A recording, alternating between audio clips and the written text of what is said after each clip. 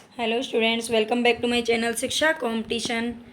और यहाँ पर हमारा है यूजीसी नेट जो पेपर फर्स्ट का यूनिट 8 का आज हम यहाँ पर रिवीजन करेंगे। यूनिट 6 तक हमने कर लिया है और उम्मीद है कि आपको ये वीडियो भी पसंद आएगी। और इसमें हमारे 65 क्वेश्चन है, मतलब एक मैराथन के रूप में ये क्लास होगी। सारी जो यूनिट के क्वेश्चन थे इंपॉर्टेंट में मैंने वो यहाँ पर रख लिए हैं। तो आप सभी मतलब पूरे वीडियो को अच्छे से देखें, मतलब पूरी वीडियो का क्या देखें, सारे क्वेश्चंस को अच्छे से याद कर लें। ठीक है, यही सबसे बड़ी बात होती है। तो सारे क्वेश्चन ही आपको आते हैं नहीं आते हैं। और हाँ, ये प्रैक्टिस सेट है, तो प्रैक्टिस का यही मतलब है, आपका 2-3 दिन बाद पेपर है, कि प्रैक्टिस को आप प्रैक्टिस की तरह ही करें, है ना। अगर आपको नहीं आते क्वेश्चन तो याद करें, अगर आते हैं तो उनको पहले आप लगाएं और देखें कि आपके कितने सही हो रहे हैं। ठीक है, और अगर कम भी सही होते हैं तो उनको याद करने की कोशिश करें, बिल्कुल परेशान नहीं होने की ज़रूरत है। ठीक है, और चलते हैं। प्लीज़ ज़्यादा से ज़्यादा देखो, बहुत मेहनत से मतलब एक वीडियो बनाई है, इतने सारे क्वेश्चन बनाना करना बहुत टाइम लगता है। तो प्लीज़ थोड़ा सा समझें और आप अपनी तरफ से थोड़ा सा अपना मतलब फीडबैक दें। और सबसे बड़ी बात है कि आप सब्सक्राइब करें, चैनल को सपोर्ट करें, ज़्यादा से ज़्यादा लाइक और शेयर आने चाहिए। ठीक है, ये ध्यान रखना है आपको, ज़्यादा से ज़्यादा लाइक आने चाहिए, क्योंकि इतना मतलब टाइम लगता है। और इससे पहले हम जो प्लेलिस्ट आप एक बार ज़रूर चेक कर लेना, अगर आप नए हैं, नहीं पता है आपको, तो मैं आपको बता देती हूँ कि जो प्लेलिस्ट बनी हुई है उसमें यूजीसी नेट के फर्स्ट पेपर की भी और एक हिंदी का जो पेपर होता है यूनिट 1 to 10 सारी मतलब यूनिट हमने करवा रखी हैं, है ना। मतलब रिवीजन के तौर पर ही करवाई हैं, थ्योरी तो मैंने नहीं करवाई थी, कुछ की करवाई है। तो आप एक बार ज़रूर प्लेलिस्ट चेक कर लेना। ठीक है, बस ये मेरी तरफ से बात थी, बाकी आप अपना फ़र्ज़ निभा देना। प्लीज़ सब्सक्राइब ज़्यादा से ज़्यादा आने चाहिए। आपका पेपर होने से पहले आपको, मुझे पता है, बहुत ही प्रॉफिट मिलेगा अगर आप सारे क्वेश्चन अच्छे से याद करते हैं तो प्लीज़ मुझे मेरा भी थोड़ा सा मतलब करके जाइए भला। तो प्लीज़ सब्सक्राइब ज़रूर कर लेना। ठीक है, तो चलते हैं हम अपने क्वेश्चन की तरफ। अब मैं आपसे नहीं बोलूँगी, बिल्कुल आपका टाइम वेस्ट नहीं करूँगी। चलते हैं। फर्स्ट क्वेश्चन है हमारे यहाँ पर, सही कथन का चुनाव करें। तो सही कथन का चुनाव करना है आपको यहाँ पर। आर ए एम के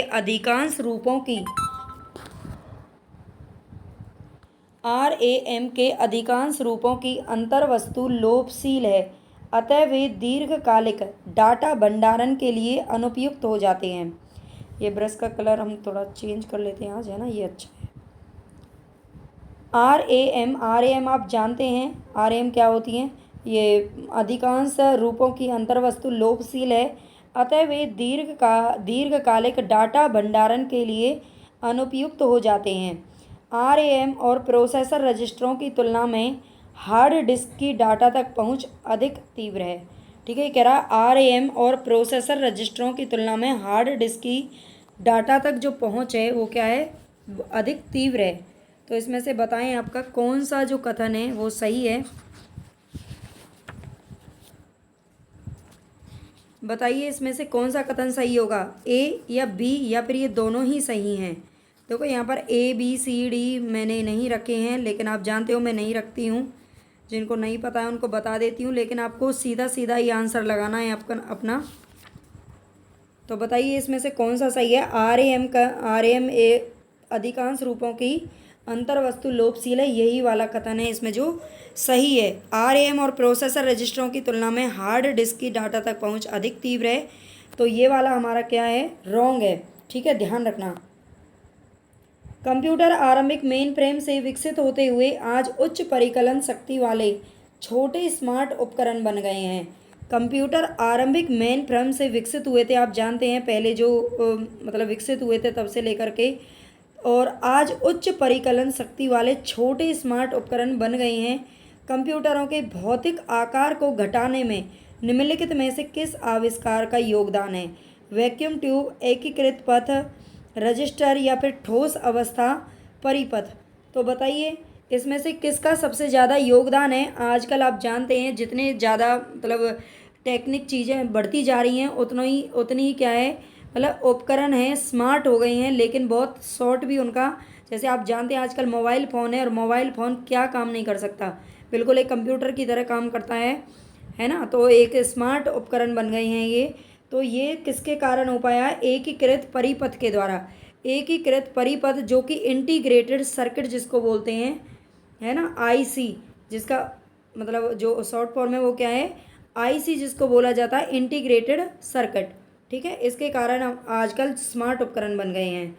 कंप्यूटरों में कौन से प्रचालन प्रणाली के मोटे तौर पर कार्य हैं? तो प्रचालन प्रणाली किसको बोलते हैं, ये आप जान लेना, हिंदी और इंग्लिश में ऑपरेटिंग सिस्टम, यानी कि जो ऑपरेटिंग सिस्टम है इसको क्या बोलते हैं, प्रचालन प्रणाली बोलते हैं। ठीक है, ये ध्यान रख लेना।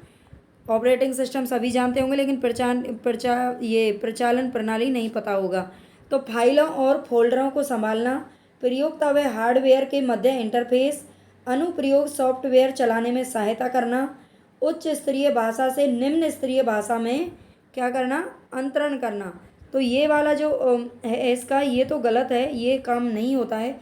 उच्च स्तरीय भाषा से निम्न स्तरीय भाषा में अंतरण नहीं किया जाता, बल्कि फाइलों और फोल्डरों को संभालना, प्रयोक्ता व हार्डवेयर के मध्य इंटरफेस करना और अनुप्रयोग सॉफ्टवेयर चलाने में सहायता करना, ये तीनों ही वर्क किसका है, तो ये है ऑपरेटिंग सिस्टम का। आगे आपके समझ में। नेक्स्ट देखते हैं यहाँ पर, साक्षी एक नए सॉफ्टवेयर का प्रयोग करने के लिए उत्तेजित है। ठीक है, साक्षी, उसको पता चला है कि एक नया सॉफ्टवेयर आया है, तो उसको प्रयोग करने के लिए क्या है, बहुत ही एक्साइटेड है। तो यह सॉफ्टवेयर डाउनलोड करने के लिए मुक्त रूप से उपलब्ध है और ये फ्री में डाउनलोड भी हो रहा है, परंतु वह स्रोत कोड को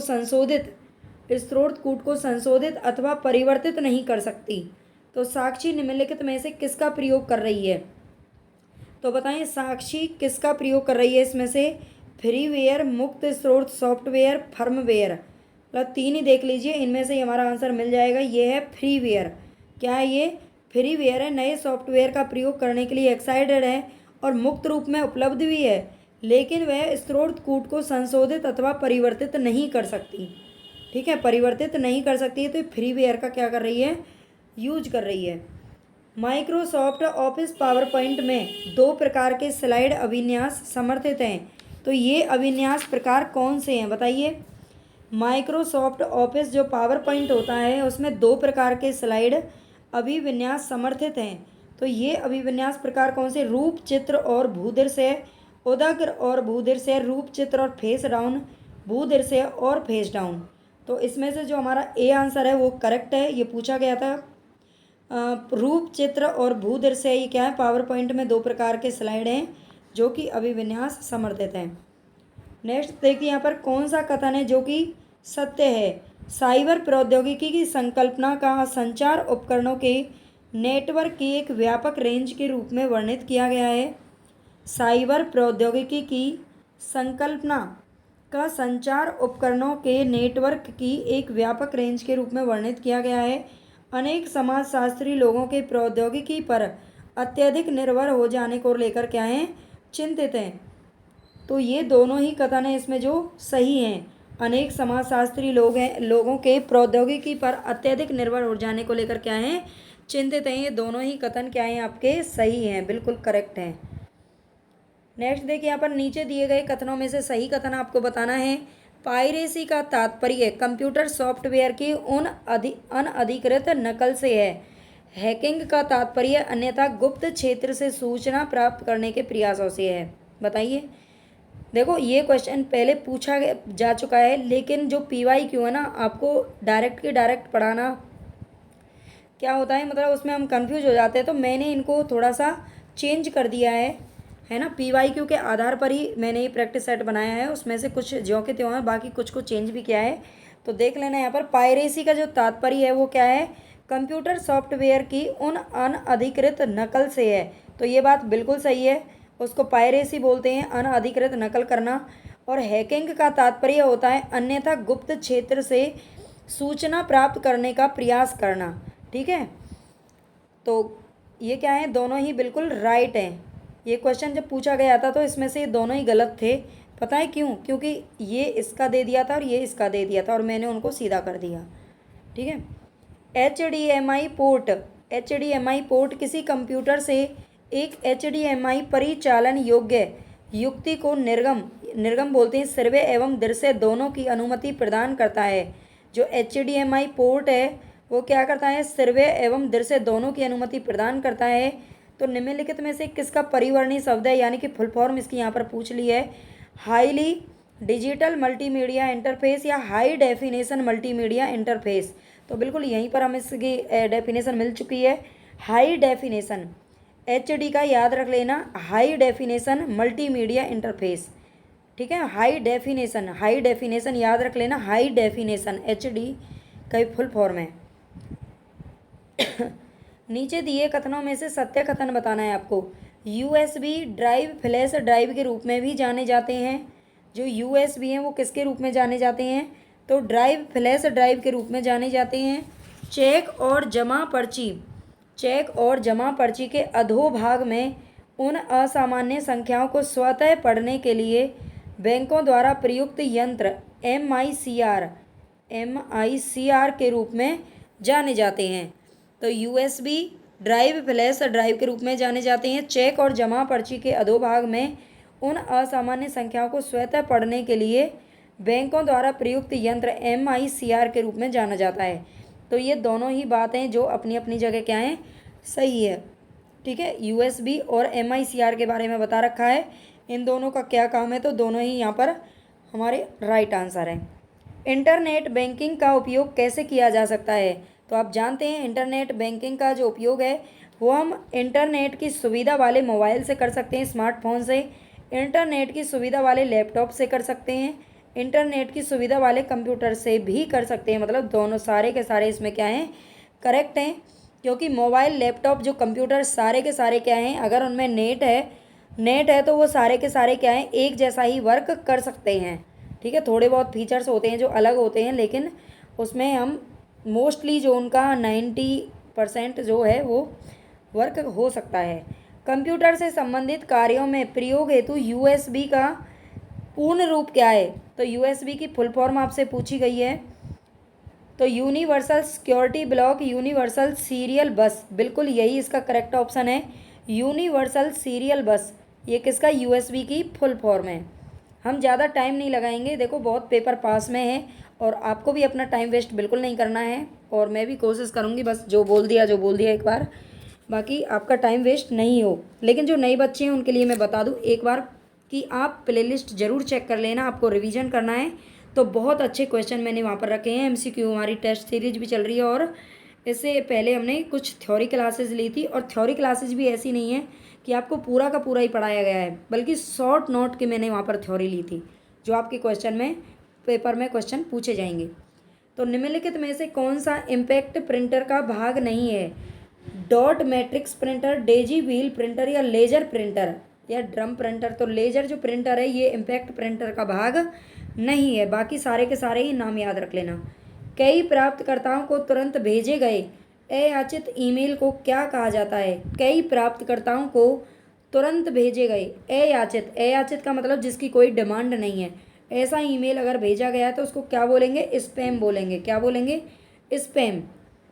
ठीक है, ऐसे बहुत सारी, देखो आपको पता होगा हमारे सबके पास फ़ोन है तो उसमें बहुत सारी ना कॉल आती हैं, और कॉल जब आती हैं तो वो नीचे मतलब रेड दिखाती है और उस पर लिखा रहता है सस्पेक्टेड स्पैम, है ना, उस पर लिखा रहता है। तो वो यही चीज़ होती है, मतलब अयाचित होती है, हमें उनकी ज़रूरत नहीं होती और वो ज़बरदस्ती हमारे फ़ोन पर आती रहती हैं। और ऐसे ही कुछ ईमेल भी आते हैं। CD-ROM में फाइल को कॉपी करने की प्रक्रिया को किस नाम से जाना जाता है? बताइए। बर्निंग, डिजिटाइजिंग, ड्रिपिंग या जिपिंग। तो CD-ROM में फाइल को कॉपी करने की प्रक्रिया को जाना जाता है बर्निंग। किस नाम से जाना जाता है? कॉपी करने की प्रक्रिया को बर्निंग नाम से जाना जाता है। निम्नलिखित में से कौन हमें एक ही पत्र को MS वर्ड में विभिन्न व्यक्तियों को भेजने में समर्थ बनाता है? Mail join, mail insert, mail copy या मेल मर्ज। बिल्कुल मेल मर्ज इसका सही आंसर है। मर्ज का मतलब ही होता है मतलब कई कॉपी को इकट्ठा करना, या मतलब मर्ज का मतलब है इकट्ठा करना। ठीक है, तो इकट्ठे कई लोगों को एक साथ भेज देना, ये क्या कहलाता है? मेल मर्ज कहलाता है। एक ऑपरेटिंग सिस्टम के बारे में कौन सा कथन है जो सही है? ऑपरेटिंग सिस्टम पेरिफेरल को नियंत्रित करता है, मेमोरी आवंटित करता है तथा फील्ड्स एवं रिकॉर्ड में डाटा संगठित करता है, वायरस के प्रति सुरक्षा प्रदान करता है, पेरिफेरल को नियंत्रित करता है। तो देखो ना तो इसका ये ऑप्शन सही है और ना ही ये सही है, दोनों को दोबारा पढ़ लो। ऑपरेटिंग सिस्टम पेरिफेरल को नियंत्रित करता है, नियंत्रित तो करता है, ये बात सही है। मेमोरी आवंटित करता है, तथा फील्ड्स एवं रिकॉर्ड में डाटा संगठित करता है। तो डाटा संगठित इसका ये यहाँ पर नहीं है। वायरस के प्रति सुरक्षा प्रदान करता है, पेरीफेरल को नियंत्रित करता है, तो ये भी नहीं है। पेरीफेरल को नियंत्रित करता है, ये बात बिल्कुल सही है। और मेमोरी और प्रोसेसर टाइम का क्या करता है, प्रोसेसर टाइम का आवंटन करता है। ये दोनों ही बात यहाँ पर करेक्ट हैं, तो यही हमारा क्या है, राइट ऑप्शन है। ठीक है। और यूजर को इंटरनेट से जुड़ने की अनुमति देता है, नहीं देता है। ठीक है, यूजर को इंटरनेट से जुड़ने की अनुमति ऑपरेटिंग सिस्टम हमारा नहीं देता है। निम्नलिखित में से कौन सा एक प्रकार का मालवेयर है जिसे सॉफ्टवेयर सिस्टम में जानबूझकर डाल दिया जाता है, जो पूर्व निर्धारित स्थितियां उत्पन्न होने पर दुराग्रहपूर्ण प्रक्रिया शुरू कर देता है। ठीक है, तो ये क्या होता है, मालवेयर। मालवेयर ये ऐसे होते हैं जो कहते हैं ना, एक प्रकार से हमारे जैसे कीटाणु जीवाणु होते हैं, है ना, वायरस हैं एक प्रकार के, जो ज़बरदस्ती फ़ोन उसमें सॉफ्टवेयर सिस्टम में डाल दिए जाते हैं। और ये क्या करते हैं, मतलब दूसरे के फ़ोन को हैक कर लेते हैं, या फ़ोन हैक करना, जो साइबर जो क्राइम होते हैं ना, वो इन सब के कारण ही होते हैं। ठीक है, तो ये इसका जो मतलब क्या है, इसको क्या कहेंगे, वर्म, स्पाईवेयर, ट्रोजन या फिर लॉजिक बम। ये इसको कहेंगे लॉजिक बम, मतलब ये अचानक से फूटता है। ठीक है, इसको लॉजिक बम बोलते हैं। जॉइंट फोटोग्राफिक एक्सपर्ट ग्रुप का उपयोग किसे कंप्रेस करने के लिए किया जाता है। Joint photographic experts group. ठीक है, जॉइंट फोटोग्राफिक यानी कि बहुत सारे फोटोग्राफ का क्या करना, मतलब मिलाना, साथ खींचना या मिलाना। ठीक है, म्यूजिक, वीडियो, इमेज या फ्रेम। तो फोटोग्राफ का संबंध तो किससे होता है, इमेज से होता है। किससे होता है, इमेज से। वेब पेज के निर्माण हेतु निम्नलिखित में से किसका उपयोग किया जाता है, HTTP, FTP, URL या HTML। वेब पेज के निर्माण के लिए आप कभी भी देख लेना, जो हमारी वेबसाइट वगैरह होती है वहाँ पर ये HTML आता है, HTML का उपयोग वहाँ पर किया जाता है। संग्राहक युक्तियों को न्यूनतम से अधिकतम क्षमता के सही क्रम में दर्शाने वाले विकल्प को चुनिए। देखो, आपको कहीं ये तो नहीं लग रहा है कि मैं फास्ट चल रही हूँ। देखो, पेपर बहुत पास में है और फास्ट ही चलना पड़ेगा मुझे भी और आपको भी। ठीक है, आप भी थोड़ा फास्ट ही प्रैक्टिस कीजिए अब इन 2-3 दिन में। तो CD ROM, DVD ROM, Blu-ray 20 का बताइए आप, सही आंसर बताइए यहाँ पर। संग्राहक जो युक्तियाँ हैं उनको जो स्टोरेज हमारी यूनिट है उनको न्यूनतम से अधिकतम क्षमता के क्रम में दर्शाना है। न्यूनतम सबसे कम किसकी है और सबसे ज़्यादा किसकी है, तो CD ROM, DVD ROM, Blu-ray या ब्लूरे पहले आ गया, नहीं, इसमें ब्लूरे की ज़्यादा है बल्कि CD ROM की कम है। ठीक है, CD ROM सबसे कम होती है और ब्लूरे की ज़्यादा है, DVD ROM थोड़ी मध्यम है। सूचना प्रौद्योगिकी का वह उपयोग जिसे समाज की आवश्यकताएं पूरी करने हेतु सरकार की क्षमता में सुधार करने के लिए किया जाता है, उसे वो क्या कहते हैं। सूचना प्रौद्योगिकी का वह उपयोग जिसे समाज की आवश्यकताएं पूरी करने के लिए सरकार की क्षमता में सुधार करने के लिए किया जाता है, तो उसको बोलते हैं ई शासन। ई शासन, शासन किसको बोलते हैं, सरकार को। शासन का अर्थ क्या होता है, सरकार होता है, इसका पर्यायवाची है ये। ठीक है, ऐसे समावेशी पद की पहचान करनी है आपको जिसमें कंपनी के व्यवसाय के लिए इलेक्ट्रॉनिक प्लेटफॉर्म का उपयोग सम्मिलित होता है। तो ऐसे समावेशी पद की पहचान करें जिसमें कंपनी के व्यवसाय के लिए, किसके लिए, कंपनी के व्यवसाय के लिए इलेक्ट्रॉनिक प्लेटफॉर्म का उपयोग सम्मिलित हो। इसको क्या बोलेंगे, ई बिजनेस, ई मार्केटिंग, ई कॉमर्स या फिर ई गवर्नेंस। तो इसका जो राइट आंसर होगा वो क्या होगा, ई गवर्नेंस। क्या होगा, ई गवर्नेंस समावेशी पद है जो कंपनी के व्यवसाय के लिए क्या कर रहा है, इलेक्ट्रॉनिक प्लेटफॉर्म का उपयोग शामिल होता है इसके अंदर। इंटरनेट जैसे सूचना संसाधनों तक पहुंच वाले समाज के कंप्यूटर साक्षर व्यक्तियों और उसे वंचित, मतलब जो लोग कंप्यूटर जानते हैं, जो लोग पूरी टेक्निक को समझते हैं, उन लोगों के बीच में, और जो लोग इनके मतलब इनका उपयोग करना नहीं जानते, इनको चला, देखो बहुत से लोग अभी भी हैं जिनको स्मार्टफोन चलाने नहीं आते, है ना, और ज़्यादातर इसमें जो एडल्ट लोग हैं वही आते हैं। आजकल के तो एक साल का बच्चा ही सीख जाता है ना। तो उससे वंचित जो लोग हैं उनके अंतर को किसकी संज्ञा दी जाती है, तो ICT डिवाइड, डिजिटल डिवाइड। तो बिल्कुल ये इसका करेक्ट ऑप्शन है, डिजिटल डिवाइड बोलेंगे इसको। क्या बोलेंगे, डिजिटल डिवाइड, दोनों के बीच में। सिम का अर्थ क्या है, बताइए। सिम का अर्थ, सिम आप सभी सिम यूज करते हैं, है ना, लेकिन इसकी फुल फॉर्म शायद नहीं पता होगी। तो ये है subscriber identity module, subscriber identity module. ठीक है, ये इसका क्या है, फुल फॉर्म है, याद रख लेना आगे से। एक नेटवर्क के किसी कंप्यूटर को किससे सुरक्षा प्रदान करने के लिए फायरवॉल का प्रयोग किया जाता है। एक नेटवर्क है, उसे किसी कंप्यूटर को किससे सुरक्षा प्रदान करने के लिए फायरवॉल का प्रयोग किया जाता है। आगजनी का हमला, अपराधिकृत हमला, बिल्कुल अपराधिकृत जो हमले होते हैं ना, उससे बचाने के लिए फायरवॉल का, किसका, फायरवॉल का प्रयोग किया जाता है। ठीक है, इंटरनेट एक्सप्लोरर, मोजिला फायरफॉक्स और ओपेरा, ये सारे के सारे क्या कहलाते हैं, तो इनको कहते हैं ब्राउज़र। क्या कहते हैं, ब्राउज़र कहा जाता है। वेब सर्वर नहीं कहते, एप्लीकेशन सॉफ्टवेयर नहीं होता, सिस्टम सॉफ्टवेयर भी नहीं होता, ये सारे के सारे क्या हैं, ब्राउज़र हैं, ध्यान रखना। कंप्यूटर को चलाने वाला कंप्यूटर सॉफ्टवेयर जिसमें कार्यों की अनुसूची बनाना, भंडारण प्रबंधन और अवधारकों के साथ संप्रेषण संचालन शामिल है, तो ये क्या कहलाता है, कंप्यूटर को चलाने वाला कंप्यूटर सॉफ्टवेयर जिसमें कार्यों की अनुसूची बनाना, भंडारण प्रबंधन और अवधारकों के साथ संप्रेषण संचालन शामिल है, तो ये क्या कहलाता है, device driver, operating system, application sweet या फिर ब्लूटूथ प्रौद्योगिकी कहेंगे इसे, ऑपरेटिंग सिस्टम कहेंगे। क्या कहेंगे, ऑपरेटिंग सिस्टम इसका क्या है, नाम है। ठीक है, 1 टेराबाइट किसके बराबर होता है, तो 1 टेराबाइट किसके बराबर होता है, मेगाबाइट्स। देखो 1024 मेगाबाइट किसके बराबर होता है, 1 गीगाबाइट के बराबर होता है। ठीक है, और 1024 जो गीगाबाइट होता है वो होता है 1 टेराबाइट के बराबर, टेराबाइट। ठीक है, ये ध्यान रख लेना। और 1024 मल्टीप्लाई 1024 अगर हम करेंगे तो मल्टीप्लाई करेंगे तो क्या बन जाएगा, 1 गीगाबाइट बन जाएगा। और 1024 जो किलोबाइट है उसमें क्या होता है, 1 मेगाबाइट होता है। क्या होता है, 1 मेगाबाइट होता है। और 8 बिट्स में 1 बाइट होता है, और 8 बाइट में, मतलब ऐसे चलते हैं ये, थोड़ा इनको ना क्रम याद रख लेना। द्वितीय भंडारण की तुलना में प्राथमिक भंडारण है, तो द्वितीय भंडारण की तुलना में प्राथमिक भंडारण है कैसा, जो सेकंड स्टोरेज, जो सेकंड में मतलब स्टोरेज होता है, या फर्स्ट जो स्टोरेज है, प्राइमरी स्टोरेज जिसको बोलते हैं, ये सेकेंडरी और प्राइमरी होते हैं। तो इनमें जो द्वितीय भंडारण है उसकी तुलना में प्राथमिक भंडारण कैसा है, क्या धीमा है, धीमा तो नहीं है, ये होता है तेज, तेज दोनों में दे रखा है, तेज है और ज़्यादा खर्चीला भी है, कम खर्चीला नहीं है बल्कि ज़्यादा खर्चीला है। ठीक है, एक व्यक्तिगत कंप्यूटर के जिस सर्किट बोर्ड पर बहुत सारे चिप लगे होते हैं तो उसको क्या कहते हैं, एक व्यक्तिगत कंप्यूटर है जिसके सर्किट बोर्ड पर बहुत सारे चिप लगे हैं उसको कहते हैं मदरबोर्ड। क्या कहते हैं, मदरबोर्ड कहा जाता है उसे। निम्नलिखित में से कौन सा कंप्यूटर मेमोरी प्रकारों में से उच्चतम से न्यूनतम गति को सूचीबद्ध करता है।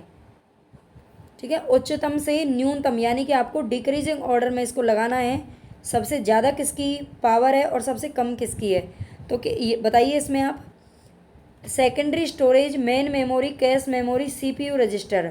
नहीं, इसमें सीपीयू रजिस्टर की क्या है, सबसे ज़्यादा है, तो सीपीयू रजिस्टर इन दोनों में दे रखा है। और इसके बाद कैश मेमोरी दोनों में दे रखा है। सेकेंडरी स्टोरेज की क्या होती है, कम होती है, बल्कि मेन मेमोरी की ज़्यादा होती है।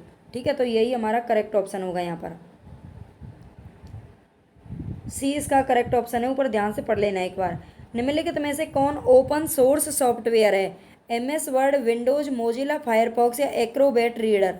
ओपन सोर्स सॉफ्टवेयर आपसे पूछ रहा है, ये होता है एक्रोबैट रीडर। ठीक है,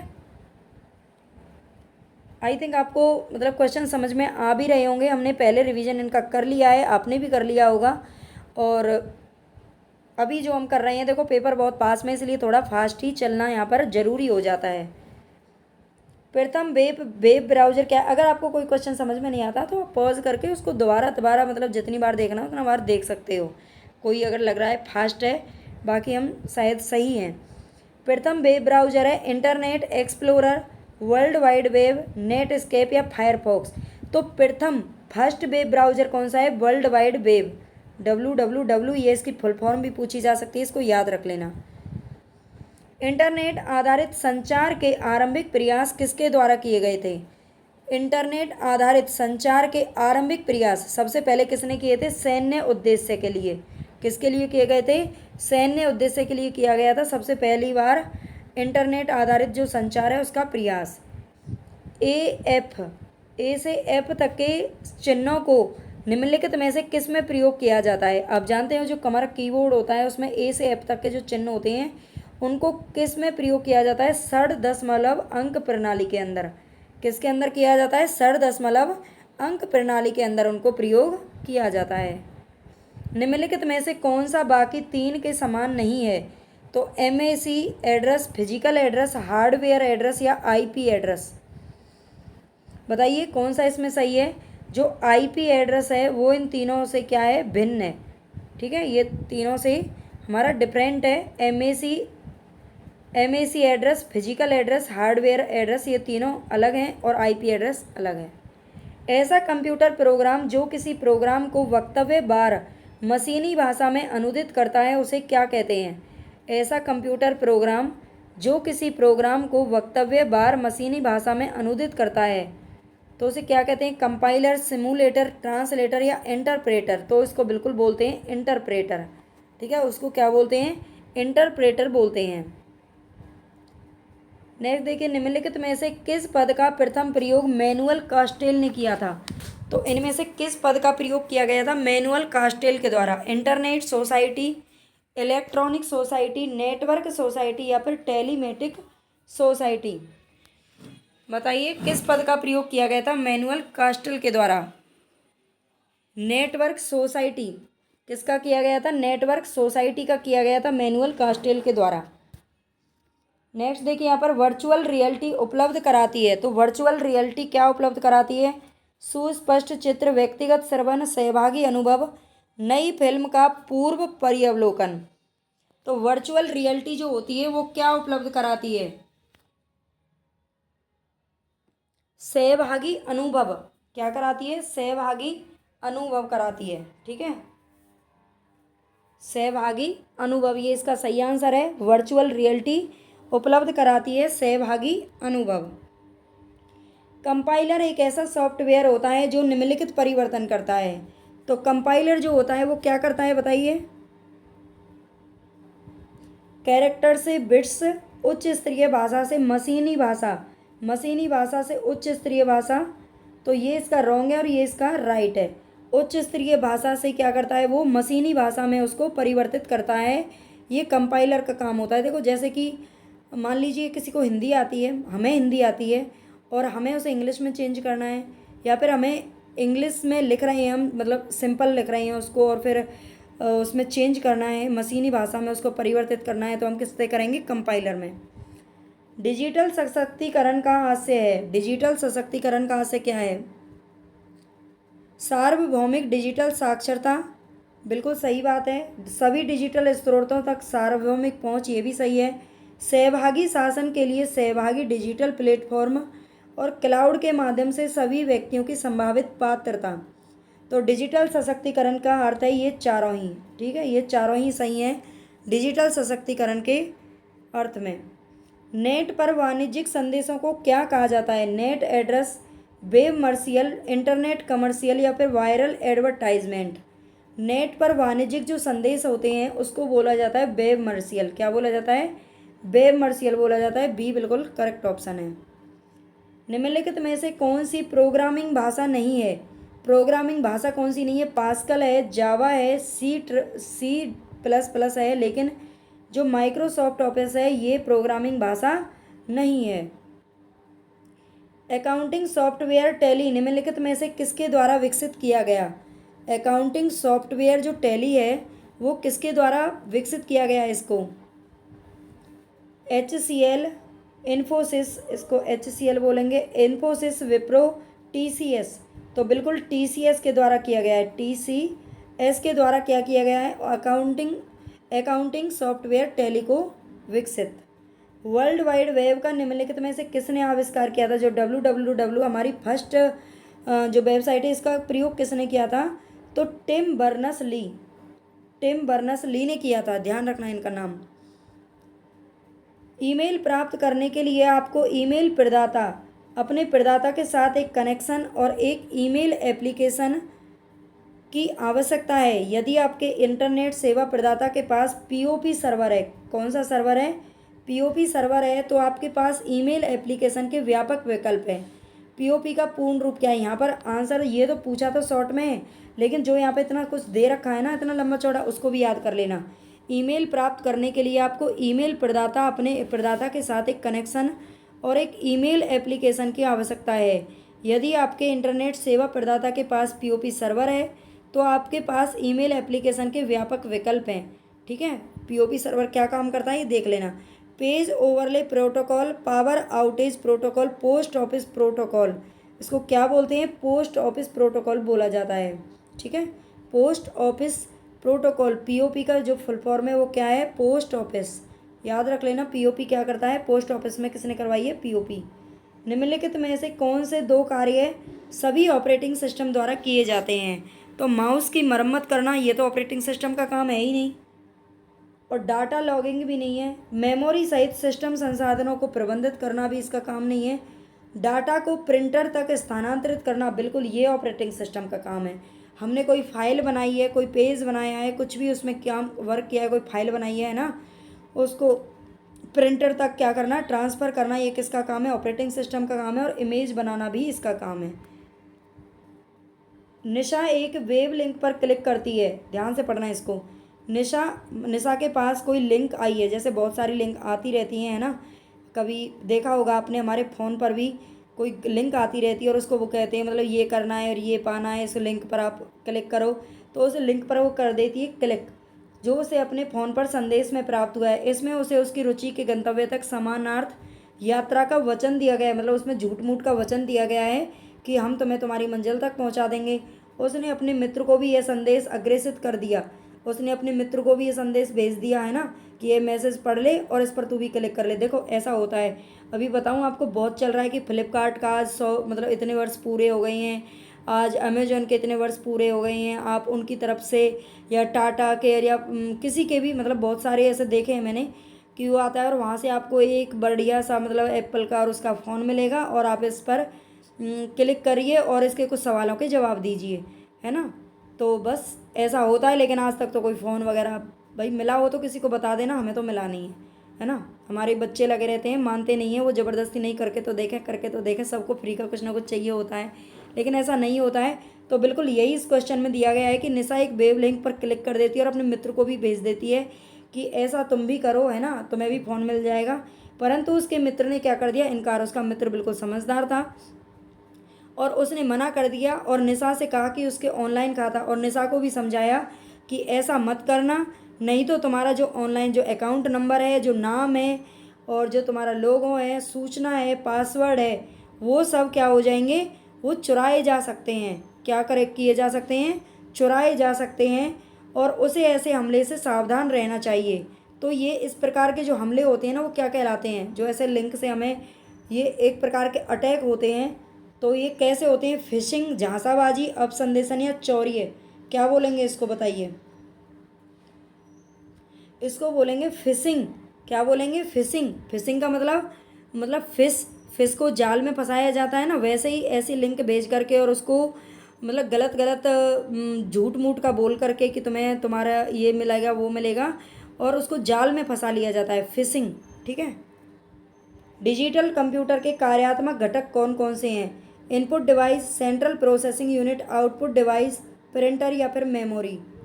डिजिटल कंप्यूटर की बात यहाँ पर हो रही है, तो बताइए जो इनपुट डिवाइस है बिल्कुल कार्यात्मक घटक है डिजिटल कंप्यूटर का, डिजिटल कंप्यूटर की बात हो रही है यहाँ पे। ठीक है, सेंट्रल प्रोसेसिंग यूनिट भी है, आउटपुट डिवाइस भी है, मेमोरी भी है, लेकिन प्रिंटर इसका डिजिटल कंप्यूटर का कार्यात्मक घटक नहीं है। ऐसे विध्वंसक कंप्यूटर प्रोग्राम को निम्नलिखित में से क्या कहा जाता है जो एक उपयोगी अनुप्रयोग का संरचित है, संरचता है। ऐसे विध्वंसक कंप्यूटर प्रोग्राम को क्या कहेंगे, ये वही साइबर क्राइम होते हैं, तो इसको क्या बोलते हैं बताइए, वायरस, ट्रोजन, वार्म या फर्मवेयर, इसको बोलते हैं ट्रोजन। क्या बोलेंगे, ट्रोजन बोला जाएगा। विध्वंसक कंप्यूटर प्रोग्राम होता है जिसको जो उपयोगी अनुप्रयोग का संग रचता है, मतलब उसमें डाल दिया जाता है फ़ोन में चुपके से, और ये ऐसे करके मतलब ये मित्र बन करके घर में प्रवेश करता है और बाद में सब कुछ चुरा ले जाता है। ठीक है, ये वो चीज़ है ट्रोजन, है ना, ट्रोजन झूठा मित्र। CAD और CAM के पूर्ण रूप क्या हैं, इनकी फुल फॉर्म आपको बतानी है। CAD की फुल फॉर्म होती है कंप्यूटर एडेड डिजाइन, क्या होती है, कंप्यूटर एडेड डिजाइन। और CAM की फुल फॉर्म होती है कंप्यूटर एडेड मैन्युफैक्चरिंग, क्या होती है, कंप्यूटर एडेड मैन्युफैक्चरिंग। M से मैन्युफैक्चरिंग याद रख लेना और D से क्या रखना है आपको, पूरा याद रख लेना, कंप्यूटर एडेड डिजाइन इसमें सारे में दे रखे हैं। ठीक है, मैन्युफैक्चरिंग याद रख लेना। देखो सीधा सीधा आंसर मैं इसलिए बता रही हूँ, एक तो टाइम बचाना है, दूसरा जो फुल फॉर्म होती है ना उनका आप सीधा आंसर याद किया करो। अगर आप ऐसे इसमें फंसोगे ना, computer aided data, computer aided man, computer ये फलाना ठिकाना, तो इसमें क्या हो जाता है कन्फ्यूज, और पेपर में बिल्कुल हमें वही कन्फ्यूजन वहाँ पर पैदा होता है, हमें जो सही आंसर है हम उसको भूल जाते हैं।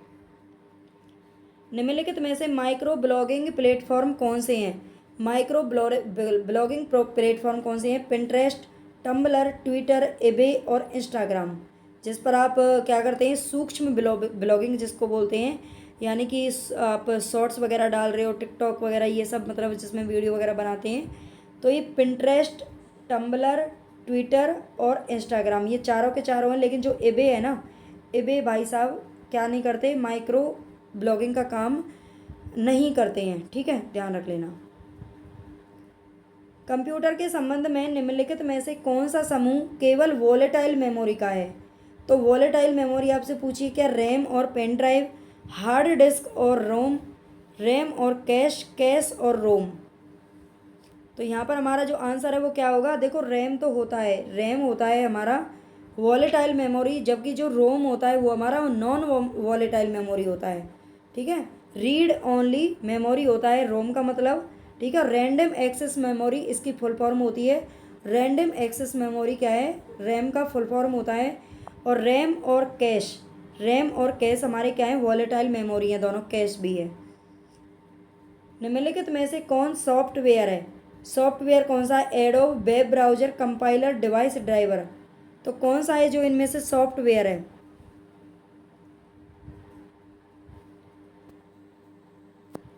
एडो हमारा क्या नहीं है, सॉफ्टवेयर नहीं है, जबकि वेब ब्राउजर, कंपाइलर और डिवाइस ड्राइवर ये तीनों के तीनों क्या हैं, हमारे सॉफ्टवेयर है। ठीक है, B, C और D मिलान करना है यहाँ पर। Apple Inc, Microsoft Inc, Infosys limited, Airtel, Airtel की स्थापना किसने की है, तो ये तो ध्यान रख लेना है सुनील भारती मित्तल, एयरटेल हमारा भारतीय है तो सुनील भारती मित्तल का है ये। और एप्पल इंक की बात करें तो एप्पल इंक किसका है, स्टीव जॉब्स का है। किसने इसका मतलब स्थापना की थी Apple Inc, Steve Jobs. Microsoft Inc किसका है, तो ये बिल गेट्स ने, माइक्रोसॉफ्ट के मतलब जो संस्थापक है वो कौन है, बिल गेट्स हैं। इन्फोसिस लिमिटेड के NR नारायण मूर्ति। ठीक है, ध्यान रख लेना, आ गया होगा आपको समझ में। Apple Inc Steve Jobs, Microsoft Inc Bill Gates, Infosys NR Narayana Murthy, Airtel Sunil Bharti Mittal. निम्नांकित में से किस में नेटवर्क वायर्स के माध्यम से एक फ़ोन कॉल किया जा सकता है, तो फ़ोन कॉल किस में किया जाता है, नेटवर्क वायर्स के माध्यम से, video conferencing, optical fibre, teleconferencing या VoIP, तो बिल्कुल यही इसका राइट ऑप्शन है VoIP। ठीक है, इसके द्वारा एक नेटवर्क वायरस के माध्यम से कॉल हम कर सकते हैं। BCD का फुल फॉर्म आपसे पूछ रहा है, B, C और D। ठीक है, आज तक नहीं पता होगा किसी को भी BCD का फुल फॉर्म क्या है, हमको भी नहीं पता है, देख लेते हैं यहाँ पर। तो बाइनरी कोडेड डेसिमल है, यहाँ पर bit coded decimal, binary coded, बिल्कुल ज़्यादा मत पढ़िए, बाइनरी कोडेड डेसिमल हमें यहाँ पर मिल चुका है। बाइनरी कोडेड डेसिमल BCD की क्या है, फुल फॉर्म है, B binary, C coded, coded और D का डेसिमल होता है। निम्नलिखित में से D का डिजिट मत कर देना, D से डेसिमल बनता है। ठीक है, निम्नलिखित में से कौन अरब बिलियन संरक्षण का प्रतिरूपण है, तो 1 अरब किसके अंदर 1 अरब आते हैं, तो बताइए 1 अरब संरक्षण का प्रतिरूपण है 1 किलोबाइट, 1 मेगाबाइट, 1 गीगाबाइट या फिर 1 टेराबाइट। तो 1 गीगाबाइट जो होते हैं उसमें क्या आते हैं, 1 अरब। ठीक है, 1 अरब संरक्षण यानी जिसको बिलियन बोलते हैं, बिलियन। ठीक है, बिलियन संरक्षण का क्या है? प्रतिरूपण है। किसी तृतीय पक्ष द्वारा हेर फेर से बचाव के लिए किसी नेटवर्क में संरक्षण के पूर्व डाटा स्क्रैम्बलिंग को क्या कहा जाता है? किसी तृतीय पक्ष के द्वारा हेर फेर से बचाव करने के लिए किसी नेटवर्क में संरक्षण के पूर्व डाटा स्क्रैम्बलिंग को क्या कहा जाता है? संरक्षण, प्रोटेक्शन बोलते हैं उसको, क्रमचय या परम्यूटेशन, अभिज्ञान डिटेक्शन या कूटबद्धन एनक्रिप्शन। तो बताइए इसका आंसर क्या है? कूटबद्धन बोलेंगे उसको। क्या बोलेंगे? कूटबद्धन एनक्रिप्शन। निम्नलिखित में से कौन सा ईमेल के संदर्भ में अनुप्रयुक्त है? कौन सा है जो ईमेल के संदर्भ में अनुप्रयुक्त है? ईमेल कंप्यूटर नेटवर्क पर भेजा गया एक पत्र है। यह अयाचित संदेशों को भेजने में प्रयुक्त हो सकता है। ईमेल पते में डोमेन का नाम शामिल होता है। ईमेल मंद गति से चलने वाली मेल है। तो अनुपयुक्त पूछा है आपसे। ईमेल जो होता है वो कंप्यूटर नेटवर्क पर भेजा गया एक पत्र नहीं है। क्या नहीं है? कंप्यूटर नेटवर्क पर भेजा गया पत्र नहीं है, ये अनुप्रयुक्त है। बाकी सारे के सारे क्या हैं? सही हैं। डिजी लॉकर के संबंध में निम्नलिखित में से कौन सा कथन सही है? आप जानते हैं जो डिजी लॉकर है आजकल एक ऐसा लॉकर बना दिया गया है जिसमें बच्चों की मार्कशीट वगैरह या उनके जो प्रपत्र या होते हैं वो क्या रहते हैं, वहाँ पर सेफ रहते हैं। ठीक है, डिजी लॉकर। यह डिजिटल इंडिया कार्यक्रम के अंतर्गत सरकार द्वारा प्रस्तावित एक डिजिटल लॉकर प्रणाली है। बिल्कुल सही बात है। और डिजिटल इंडिया कार्यक्रम जो चल रहा है उसके तहत इसको बनाया गया है। यह युवा स्टार्टअप उद्यमियों को वित्तीय और तकनीकी सहायता प्रदान नहीं करता है ना, ये किसी को पैसे वैसे नहीं देता है। चाहे भौतिक अवस्थिति कुछ भी हो, इसके माध्यम से उपयोगकर्ता की ई प्रलेखों तक पहुँच संभव है। ये भी बात बिल्कुल सही है ना। जैसे सीटेट, टेट वगैरह आप किसी का भी एग्ज़ाम दे लो तो आजकल जो उनकी मार्कशीट वगैरह है ना, जो उनका कहाँ पर मिलती है, वो डिजी लॉकर से मिलती हैं। ठीक है, तो ये एक प्रकार का आपको क्या बना दिया गया है? डिजिटल लॉकर प्रणाली बना दी गई है डिजिटल इंडिया कार्यक्रम के तहत। निम्नलिखित में से उस विकल्प का चयन करना है जिसमें केवल आदान युक्तियाँ, आदान बोलते हैं इनपुट को, आदान युक्तियाँ शामिल हैं। Keyboard, mouse, joystick, printer. Printer तो इसमें आउटपुट है और प्रिंटर इसमें भी आ रहा है, तो ये तो हो नहीं सकते, है ना। इनको देख लेते हैं। जॉयस्टिक, कीबोर्ड, माउस और डिजिटाइजर। तो बताइए क्या यही सही है? ये बिल्कुल सही है ना। जॉयस्टिक, कीबोर्ड, माउस और डिजिटाइजर। माउस जो है वो इनपुट डिवाइस है, लेकिन जो मॉनिटर है वो आउटपुट डिवाइस है ना। तो ये सही है यहाँ पर। निम्नलिखित में से कौन से कथन है जो सही हैं? गूगल का वेब ब्राउज़र क्रोम कहलाता है। बिल्कुल सही बात है ये तो, है ना। जब हम गूगल से कुछ भी सर्च करते हैं तो वो हमारा कहाँ पर जाता है? कोई फाइल वगैरह डाउनलोड करनी होती है तो क्रोम में पहुँच जाता है। एप्पल का वेब ब्राउज़र सफारी कहलाता है। मोजिला फायरफॉक्स एक open source web browsing software है। तो ये दूसरा वाला गलत है। एप्पल का जो वेब ब्राउज़र है उसे सफारी नहीं कहते, बाकी ये सही है। मोजिला फायरफॉक्स एक open source web browsing software है। वर्ल्ड वाइड वेब पर दस्तावेजों के वैश्विक पते के रूप में परिभाषित किया जाता है। www के पर दस्तावेजों के वैश्विक पते के रूप में परिभाषित क्या किया जाता है? URL, HTML, CD drive. बिल्कुल URL किया जाता है, URL। ठीक है, URL आपको कहीं ना कहीं वहाँ पर लिखा हुआ मिल जाएगा जहाँ पर वर्ल्ड वाइड वेब का हम इस्तेमाल करते हैं। भारत जैसे विकासशील देश में कौन सा कंप्यूटर आधारित प्रशिक्षण के संदर्भ में चुनौतियों का परिसूचक है? तो भारत जैसा जो विकासशील देश है, भारत विकासशील देश ही चल रहा है आज भी, कौन सा कंप्यूटर आधारित प्रशिक्षण के संदर्भ में चुनौतियों का परिसूचक है? कई शिक्षकों को कंप्यूटर का ज्ञान नहीं होता, इसीलिए हम स्कूलों में कंप्यूटर आज भी नहीं यूज करते, कम करते हैं, क्योंकि कुछ टीचर्स को इसका ज्ञान नहीं होता। तो ये इसका मतलब नहीं है सही। कंप्यूटर गुरु शिष्य के रिश्तों को समाप्त कर देगा, तो ये भी यहाँ पर सही बात नहीं है। भारत सरकार बड़ी संख्या में कंप्यूटर नहीं खरीद सकती, ऐसा थोड़ी है। जब भारत सरकार परमाणु बम खरीद सकती है तो क्यों नहीं खरीद सकती, है ना। और दूरस्थ स्थानों में कंप्यूटर और विद्युत की उपलब्धता नहीं है, ये बात बिल्कुल यहाँ पर करेक्ट है, यही इसका सही ऑप्शन है। जो दूरस्थ स्थान है, जैसे बहुत दूर दूर के इलाके हैं, पूर्वांचल की तरफ है, या फिर जो पहाड़ी इलाके हैं या फिर दुर्गम जो क्षेत्र हैं, वहाँ पर कंप्यूटर और विद्युत की उपलब्धता अभी भी नहीं हो पाती है। ठीक है, वहाँ पर पूरी तरह से पॉसिबल नहीं हो पाता, इसीलिए यहाँ पर चुनौतियाँ बनी हुई हैं। ठीक है, तो ये हमारे 65 क्वेश्चन थे जो हमने यहाँ पर पढ़ लिए हैं। आई होप आपके लिए ये बहुत ही वीडियो सक्सेसफुल रहे, यूजफुल रहे और आपको अच्छे से सफलता मिल जाए अपने पेपर में। आप क्वालिफाई कर लेंगे। अभी भी जो 3 दिन बचे हैं, अगर आपने का अभी तक रिवीजन कम हो रहा है तो प्लीज़ ज़्यादा से ज़्यादा करें। इसमें आपकी और मेरी दोनों की भलाई है। मैं भी चाहती हूँ कि जो बच्चे मुझसे जुड़ गए हैं वो सब के सब सफल होकर ही आएँ, ठीक है। तो और प्लीज़ चैनल को सब्सक्राइब ज़रूर कर लेना, ठीक है। और इसके बाद हमारी हिंदी साहित्य से अगर आप मतलब हिंदी से पेपर दे रहे हैं यूजीसी नेट का या किसी की भी तैयारी कर रहे हैं तो यूजी आपके लिए बहुत अच्छी जो ऑथेंटिक बुक हैं उनका मैं यहाँ पर आगे इस पेपर के बाद में उनको ही पढ़ाऊँगी और बिल्कुल शॉर्ट नोट के साथ पढ़ाऊँगी। पूरी थ्योरी की थ्योरी, पूरी किताब की किताब आपको नहीं पढ़ाई जाएगी, बिल्कुल शॉर्ट नोट में आपको मिलेगा। और एक जीके की क्लास हमारी परमानेंट चलेगी। अभी थोड़ा सा टाइम मुझे नहीं मिल रहा है, ठीक है। तो जीके की क्लास भी हमारी, जीके एकदम सामान्य ज्ञान आपका बहुत अच्छा एकदम स्ट्रांग होना चाहिए, तभी हम कोई पेपर निकाल पाते हैं और हमारे अंदर कॉन्फिडेंस भी एक अलग ही रहता है, ठीक है। तो इतना काम आप कर देना प्लीज़, सब्सक्राइब, लाइक और शेयर, ये 3 चीज़ें आपको करनी है। बाकी मैं आपके लिए काफ़ी कुछ कर ही रही हूँ, ठीक है। पूरा दिन रात सारा काम छोड़ करके मैं लगी हुई हूँ। तो प्लीज़ थोड़ा सा आप ज़्यादा से ज़्यादा सब्सक्राइब आने चाहिए। मैराथन क्लास है। धन्यवाद।